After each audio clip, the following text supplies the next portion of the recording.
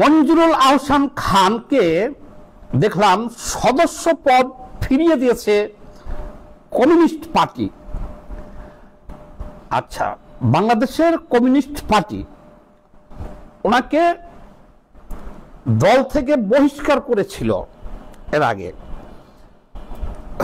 আচ্ছা, বহিষ্কার করেছিল যে কারণে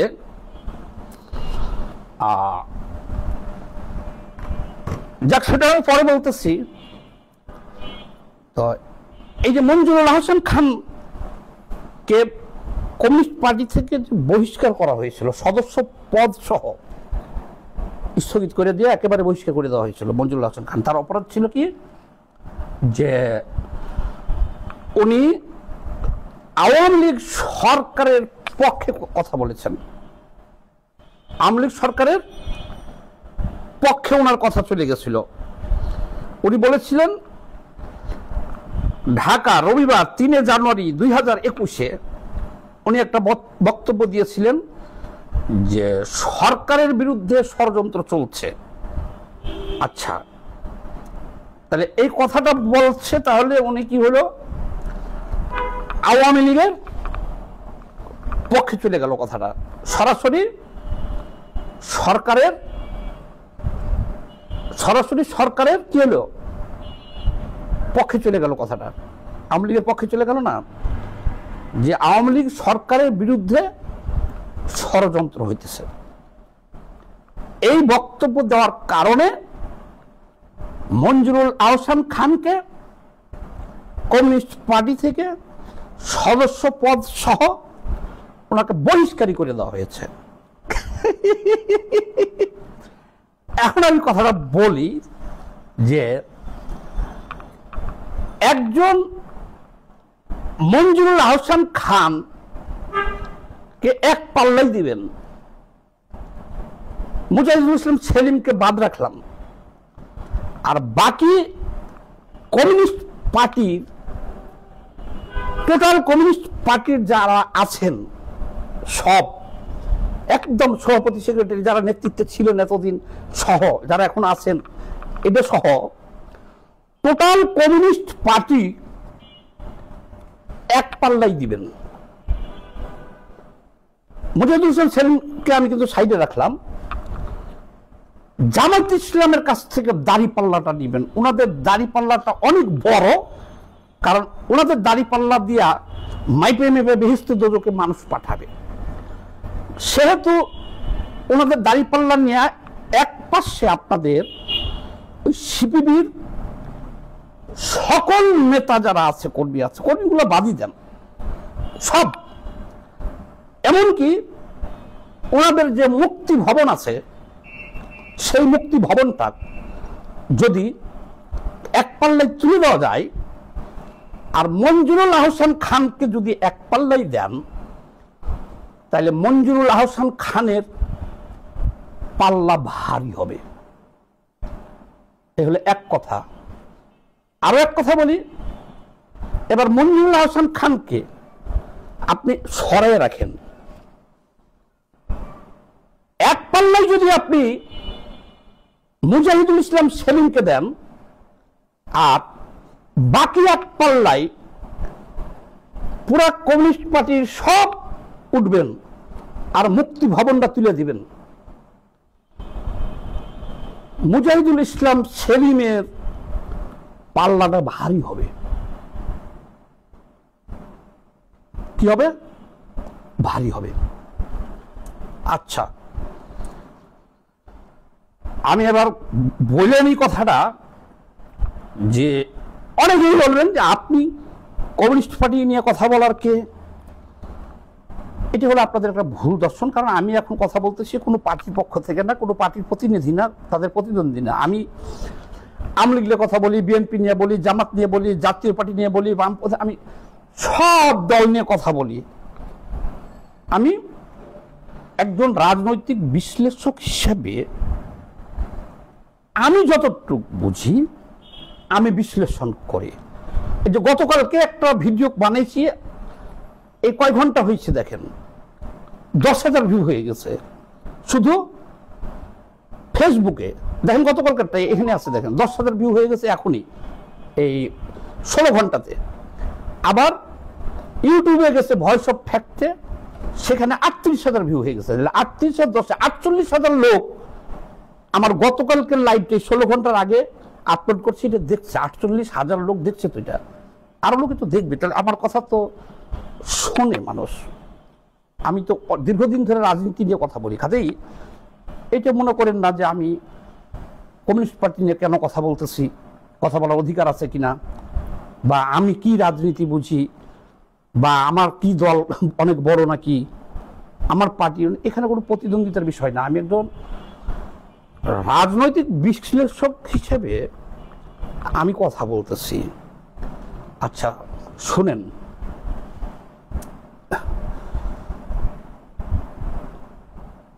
কমিউনিস্ট পার্টি মুজাহিদুল ইসলাম সেলিম আর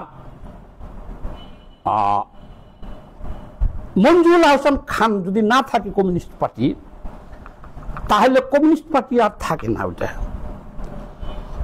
তখন সেটা হয়ে যায় কোন পার্টি বলে দিই, প্রেস ক্লাবের সামনে যে সৎখানেক পার্টি আছে, ওই পার্টির এক পার্টি হয়ে যায় কমিউনিস্ট পার্টি। এবারকার 147টা দল নিবন্ধনের জন্য আবেদন করছিল। যদি ওই কমিউনিস্ট পার্টিতে আপনি মুজাহিদুল ইসলাম সেলিম আর মঞ্জুরুল হাসান খানকে না রাখেন বা নাই ধরেন তারা, তাহলে ওই কমিউনিস্ট পার্টি খাইরুল আছে না, খাইরুল জনকল্যাণ পার্টি প্রেস ক্লাবে, এই পার্টি আর ওই কমিউনিস্ট পার্টির মধ্যে কোনো পার্থক্য নাই। আপনারা বলবেন যে আমাদের পার্টিতে এত মাসে তো এত বড় ভবন, আমাদের লাখ লাখ কোটি কোটি টাকা ইনকাম, সারা দেশে আমাদের নেতাকর্মী আছে, কথা বুঝিয়েন আপনারা একটু। আপনার 1 লক্ষ ছাগল আছে, 10 লক্ষ ভেড়া আছে, এটা দিয়ে হাল চাষ হবে না, আপনার হাল চাষ হয় না। আমি ভিডিওটা করলাম এই কারণে, দেখেন আমার সাথে দেশ বিদেশের, আমার কাজই তো হলো এটা, ভিডিও করি আর সারাদিন বিভিন্ন জায়গায় আলাপ আলোচনা করি। আমি দেখলাম বিএনপির মধ্যে, এমনকি জামায়াতের ভিতরে, জাতীয় পার্টির ভিতরে, আওয়ামী লীগের ভিতরে, আমি বামপন্থার দলগুলোরে বাদ রাখি, বামপন্থাও বাদ রাখলাম, সহ বাংলাদেশের যে সমস্ত প্রতিষ্ঠিত দল আছে, এক রাজনৈতিক দল, আর 2 নম্বর এদেশের যারা রাজনৈতিক সচেতন ব্যক্তি, শিল্পপতি থেকে ডাক্তার থেকে ইঞ্জিনিয়ার থেকে শুরু করে, মোটের কথা হলো এই দেশের বুদ্ধিজীবীগণ যারা আছে, সিনিয়র মোস্ট আছে, অনেকের সাথে আমার আলোচনা হয়েছে, কথা হয়েছে, অনেকের সাথে কথা হয়েছে। এই বক্তব্যটা এই ধরনের লোকদের কাছ থেকে আসছে, আমাকে বলছে যে মুজাহিদুল ইসলাম সেলিম আর মঞ্জুরুল হাসান খান না থাকলে কমিউনিস্ট পার্টি আবার থাকে কেমনে। এই কথাটা অনেক রাজনীতিবিদ, ভ্যাটাম ভ্যাটাম রাজনীতিবিদ, যে সমস্ত রাজনীতিবিদরা ওনারা আবার এই কমিউনিস্ট পার্টি এই 2 জনকে বাদ দিয়ে যারা আছে, এদেরকে গণার ভিতরে ধরে না। হ্যাঁ, আপনি কার্ল মার্কস সাইজে রয়েছেন, কার্ল মার্কসের মতো ধরেন, আপনি চুল রাখছেন, দাড়িও বা রাখছেন, বা মোচ রাখছেন, চুল রাখছেন, এর উপর নির্ভর করে আপনাকে মূল্যায়ন করবে না কেউ, মূল্যায়ন করবো। আচ্ছা, মঞ্জুরুল হাসান খান যদি দালালি করতে চাইতো, মুজাহিদুল ইসলাম সেলিম যদি দালালি করতে চাইতো,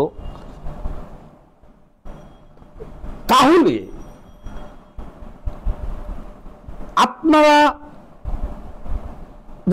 আর কাউকে আমি নির্দিষ্ট করে বলতেছি না, ওনারা অনেক আগেই অনেকবার এই দেশে মন্ত্রী এবং এমপি হইতে পারত। ওনারা অনেক আগে অনেকবার এমপি এবং মন্ত্রী হইতে পারত, তাহলে তাকে আপনি দালাল বলেন কিভাবে? তারা তো লোভ লালসাতে তো যায় নাই। তারা কোন সরকার তাদেরকে মন্ত্রী করতো না বলেন? যোগ দিলে পারে সব সরকারই তাদেরকে মন্ত্রী এমপি করতো। ওনারা যায় নাই, দালালি করে না, মানে ওনাদের দালালি করার প্রয়োজন নাই। কিন্তু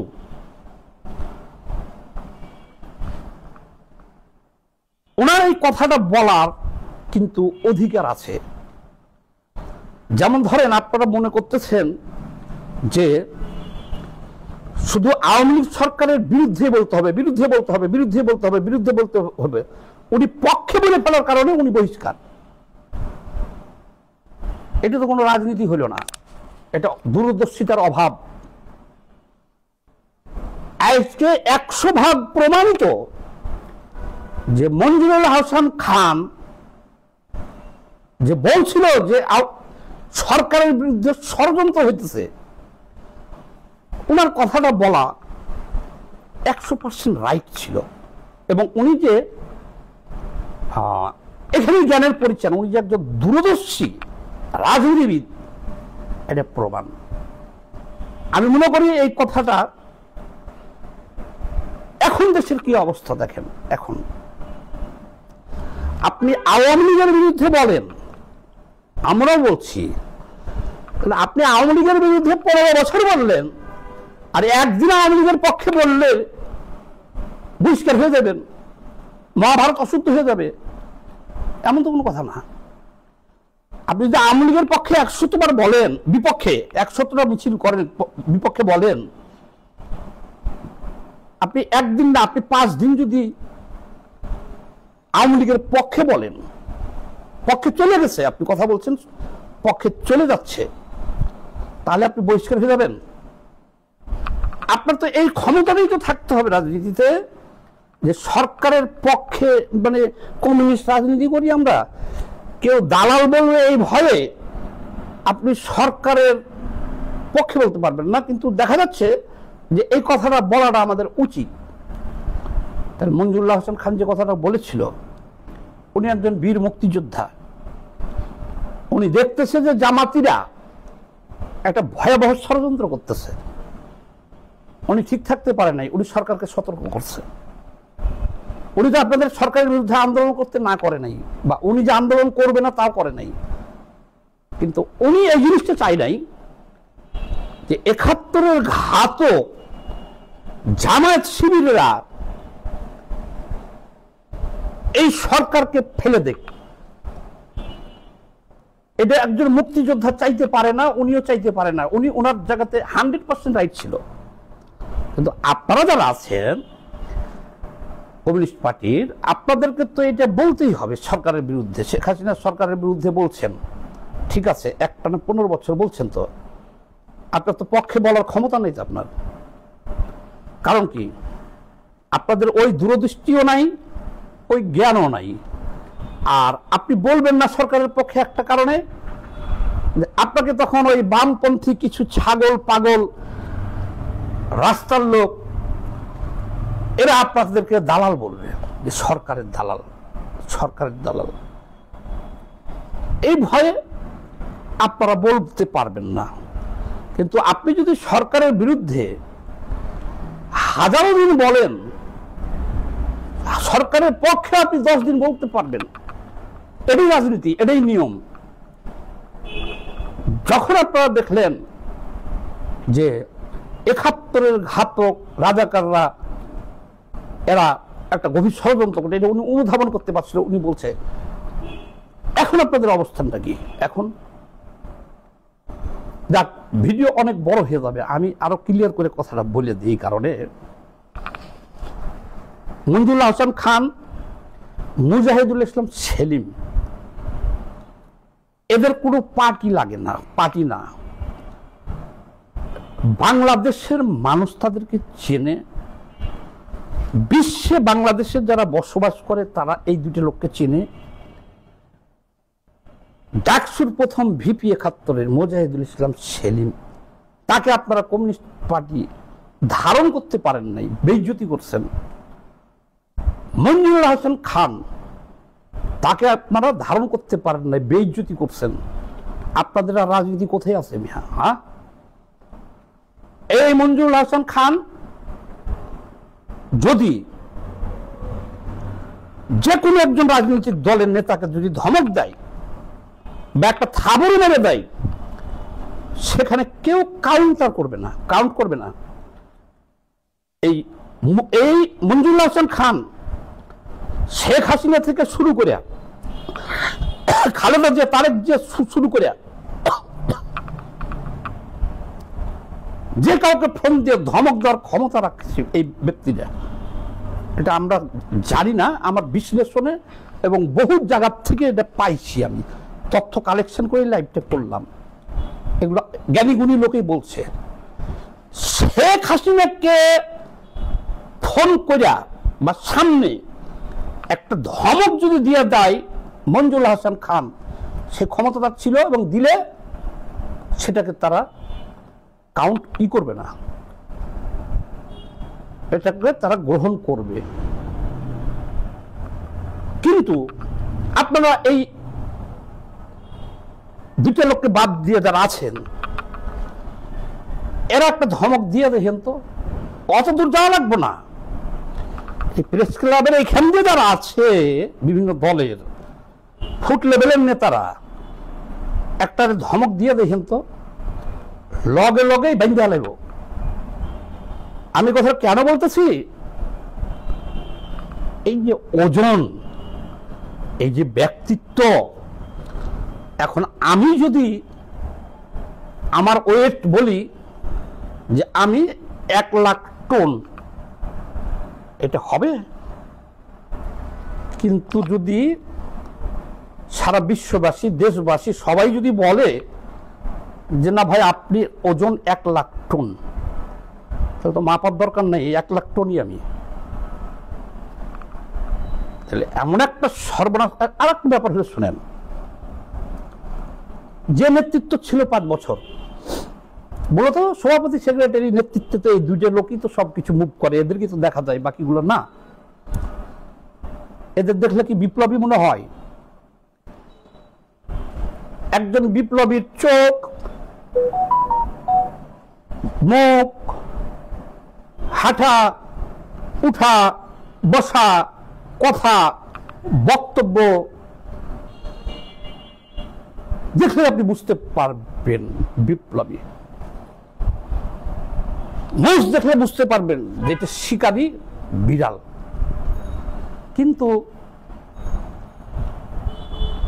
কোন হিজড়া দিয়ে বিপ্লবী হয়? বিপ্লবী হইব হিজড়া দিয়ে? হিজড়া তৃতীয়লিঙ্গের কোন মানুষ দিয়ে বিপ্লব হয়?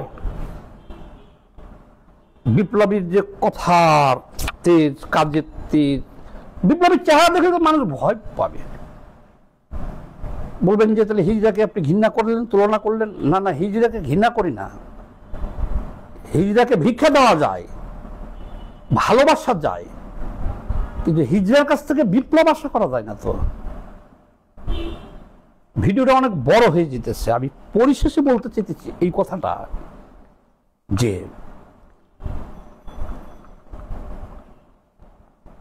এত বড় দুঃসাহস আর এত বড় বেইজ্জতি করা উচিত হয় নাই কমিউনিস্ট পার্টির মঞ্জুরুল হাসান খানকে, এবং সাইড বেঞ্চে বসে রাখাটা উচিত হয় নাই মুজাহিদুল ইসলাম সেলিমকে।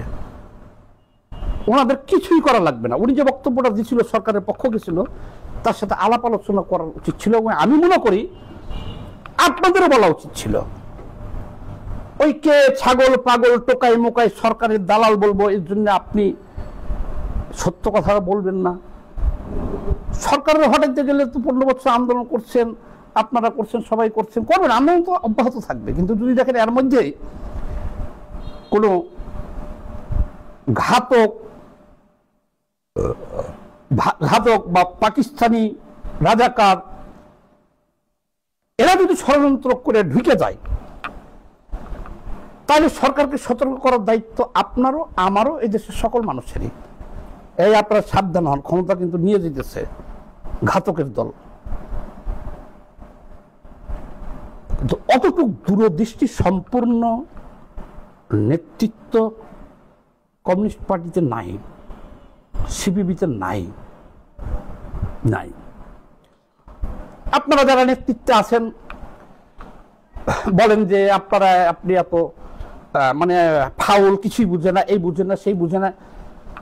আমি কমিউনিস্ট পার্টির সব যারা আছেন আপনাদেরকে আমি চ্যালেঞ্জ করলাম, করেন আপনি একটা ভিডিও বানান আর আমি একটা ভিডিও বানাই, যেমন তো আপনারটা কয় লাখ লোকে শুনে আর আমারটা কয় লাখ লোকে শুনে, তাহলে আপনি আমাকে ফেলাই দিবেন কিভাবে? আমি তো বলতে পারি, দেখি তো মানুষ শুনে। আমি আরো একটা চ্যালেঞ্জ দিচ্ছি কমিউনিস্ট পার্টি আপনাদেরকে, ওই দুই মুরব্বী বাদে এই সামনের নির্বাচনে কে দাঁড়াইবেন আমার সাথে বলেন। আমি তো জানি যে এই কমিউনিস্ট পার্টির কারোই একজনেরও আপনাদের থাকবে না, কি বলে এটাকে, জামানত সবারই বাজেয়াপ্ত হইব। তাহলে কি একটা কমিউনিস্ট পার্টি দল 300 আসনে প্রার্থী দিবেন, 300 জনের জামানত বাজেয়াপ্ত হবে, সেই একটা দল। তাহলে মুজাহিদুল ইসলাম সেইকে সাইড বেঞ্চে বসাই দিচ্ছেন আর মঞ্জুরুল হাসান খানকে বহিষ্কার করে দিচ্ছেন। যে পার্টিকে কোন পর্যায়ে আপনারা এখন নিয়ে গেছেন, পার্টি কিন্তু আমার না, আমি রাজনৈতিক বিশ্লেষক হিসেবে বলতেছি যে দলকে কোন পর্যায়ে নিয়ে গেছেন এখন, যে 300 আসনে আপনাদের জামানত বাজেয়াপ্ত হবে। যারা বড় বড় কথা বলতেছেন, বড় বড় সিদ্ধান্ত নিচ্ছেন, আপনাদেরও জামানত বাজেয়াপ্ত হবে। কি উন্নতি করছেন পার্টির? এখন বাসদ থেকে যদি খালেকুজ্জামানকে বহিষ্কার করে দেওয়া হয়, আর বাসদ বলতে কিছু থাকে? আপনার চুল কত বড়, গোপ কত বড়, দাড়ি কত বড়, আপনি কয়টা টকশো করতে পারেন প্রতিদিন, কত টাকা পান টকশো করে ইনকাম করতে পারেন, এটার উপরে কি রাজনীতি হয়? রাজনীতিটাকে শেষ, কমিউনিস্ট পার্টির রাজনীতিটা, হ্যাঁ ওনারা একেবারে ওভারঅল মুরব্বী, তাদের কোনো বক্তব্য ভুল মনে হইলে এরাই ভালো ছিল, এটা বলা উচিত ছিল যে ওনার একটা ব্যক্তিগত বক্তব্য শেষ, অথবা ওনাকে নিয়ে আলোচনা করা উচিত ছিল। কিন্তু পুরা বিশ্বের সামনে, পুরা জাতির সামনে যখন মঞ্জুরুল হাসান খানের মতো লোককে কমিউনিস্ট পার্টি বহিষ্কার করে দেয়, মুজাহিদুল ইসলাম সেলিমের মতন ব্যক্তিকে যখন সাইড বেঞ্চে বসিয়ে দেয়, সেই কমিউনিস্ট পার্টি আর থাকে না, কিছুই নাই, কিছুই নাই, কিছুই নাই কমিউনিস্ট পার্টির। এই দুইটা অ্যাসেট ইনাদের ছিল, এবং ইনারা মারা গেলে, জীবিতকালে ইনাদের সম্মানের সাথে রাখা, ইনারা মারা গেলে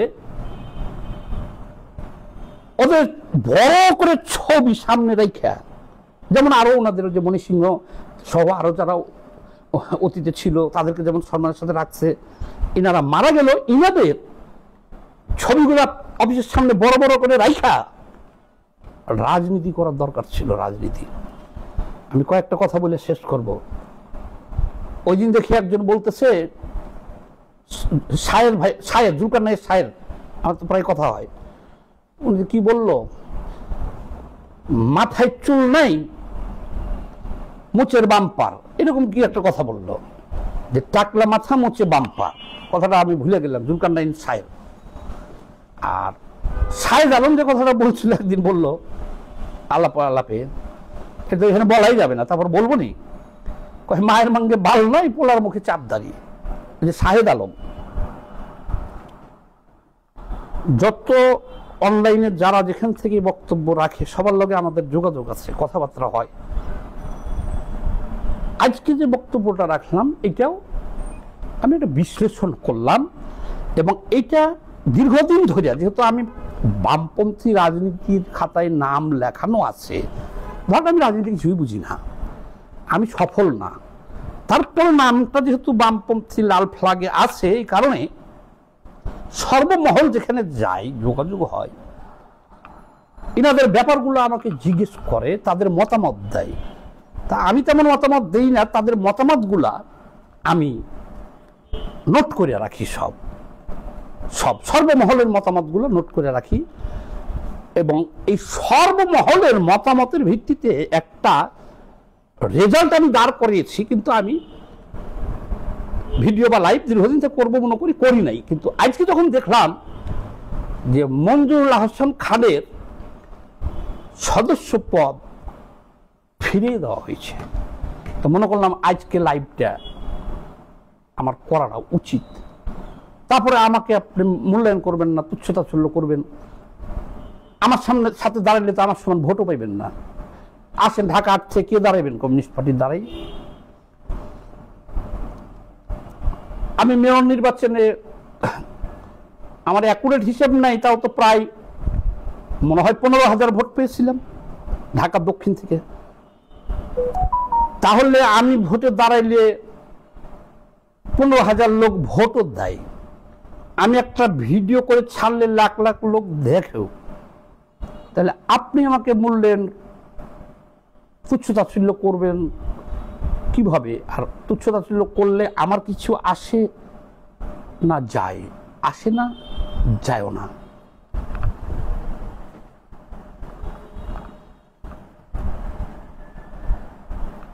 মুজাহিদুল ইসলাম সেলিম, মঞ্জুরুল আহসান খান এরকম বামপন্থী নেতা ভবিষ্যতে বাংলাদেশে আর জন্ম নেবে না। ৫ বার মন্ত্রী হইতে পারত মুজাহিদুল ইসলাম সেলিম, ১০ বার এমপি মন্ত্রী হইতে পারত মঞ্জুরুল আহসান খান। তারা সেই ত্যাগ স্বীকার করছে, কিন্তু এটা হলো সামান্য জিনিসটা, একটা ত্যাগ স্বীকার করছে। কিন্তু তাদের যে প্রোফাইল, সেই বীর মুক্তিযুদ্ধ থেকে শুরু করে সেই ৫৪ বছরের তাদের যে প্রোফাইল, ওজন, সেই ওজনের কথাই আমি প্রথমে বলছি আপনাদেরকে। এবং এই কথাগুলো আমার না, খালি বহুত জনের, বহুত রাজনৈতিক দলের, তাও কলিমুদ্দিন না, এমন একটা লোক প্রথমে এই কথাটা আমাকে বলছে, আমি আশ্চর্য হয়ে গেছি। বলছে কমিউনিস্ট পার্টি তো তো দেখি না, সেলিম ভাই তো মনে হয় আর অ্যাক্টিভ নাই, আর মঞ্জুরুল আহসান খান তো বহিষ্কার করছে, তাহলে এখন কমিউনিস্ট পার্টির কি আছে? তারপর পরে যদি বলছে, এটা আর বললাম না, যে এই দুটো লোককে বহিষ্কার করে দিছে, তাহলে এখন কমিউনিস্ট পার্টির কি আছে আর কমিউনিস্ট পার্টিরই কি আছে? ওই সুরে সুরে সুর মিলাইয়া। হ্যাঁ, আর একটা কথা বলে দিই আমি আপনাদেরকে, কমিউনিস্ট পার্টিকে আজ ক্লিয়ার কাট বলি, শোনেন। আপনারা যে ১৫ বছর সরকারের বিরোধিতা করছেন, শেখ হাসিনার সরকারের করছেন না, আবার এই গণ অভ্যুত্থানেও বিরোধিতা করছেন। আপনাদের কাউকে গ্রেপ্তার করছে শেখ হাসিনা?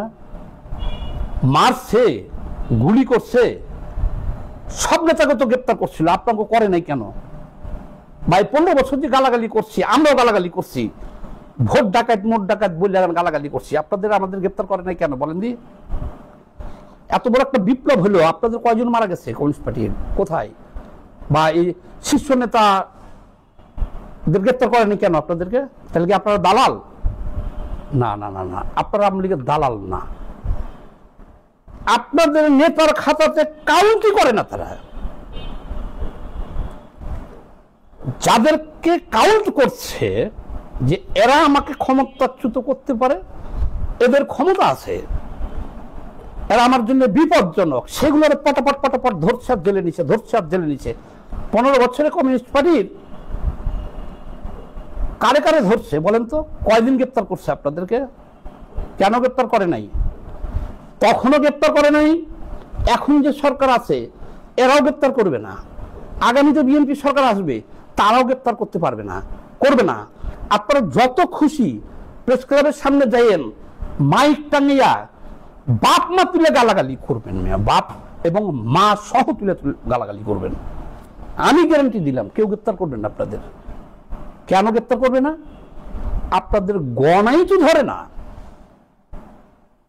আপনাদের এই যে কমিউনিস্ট পার্টি একটা দল, এই দল যে সরকার পতন করতে পারবেন বা সরকারের জন্য কিছু ক্ষতি করতে পারবেন, এই যে তারা মনে করে না। তাছাড়া শেখ হাসিনা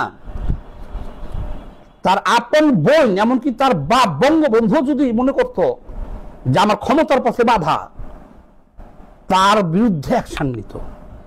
তাহলে আপনাদের বিরুদ্ধে অ্যাকশন নাই না, তাহলে বড় বড় কথা বইলা কি হবে? দলটারে সেই জায়গায় নেন, এই দুইটা বটবৃক্ষরে বেইজ্জতি কইরা একটা সুবিধা করতে পারবেন, ওখানে ভাড়া টাড়া যা আছে বিল্ডিং এর এটি খাওয়ার জন্য, লুটপাট করার জন্য, বা দলের মধ্যে লবিং ফবিং করার জন্য। তো যাই হোক, আমি মনে করি এটা যে আমি শুধু আমার কথা না, এটা একটা দীর্ঘ বিশ্লেষণ আছে আমার অবজারভেশন, দীর্ঘদিনের অবজারভেশন, যে মুজাহিদুল ইসলাম সেলিম, মঞ্জুরুল হাসান খান যদি না আসতে চায় পার্টিতে, যে আমাদের বয়স হয়ে গেছে, আমরা থাকবো না ভাই, তোমরা করো, তাহলে কমিউনিস্ট পার্টির উচিত ছিল দুটা শীর্ষ পদ সৃষ্টি করিয়া তাদেরকে সামনে রাখা, সামনে সামনে সামনে। এখন ভিতরের খবর নিয়ে দেখেন, যেখানে বলছে যে মঞ্জুরুল হাসান খান আর মুজাহিদুল ইসলাম সেলিম নাই, তখন বলতেছে যে কমিউনিস্ট পার্টিতে লাভ থাকে কি। যাক, এটা দীর্ঘ হয়ে গেল, আর বলবো না, অনেক বড় হয়ে গেছে। সবাই ভালো থাকেন, ব্যক্তিগত আক্রমণ করেন না যে আমি কি জানি, আমি কি বুঝি। আমার এই ভয়েসটা ধরে নিতে পারেন এদেশের শত শত বুদ্ধিজীবী, পলিটিশিয়ান, ইনফ্লুয়েন্সার, বিভিন্ন দল মতাদর্শের মানুষেরা যেটি আমাকে বলছে, সেটাকে আমি ডেলিভারি দিলাম। সবাই ভালো থাকেন, ধন্যবাদ।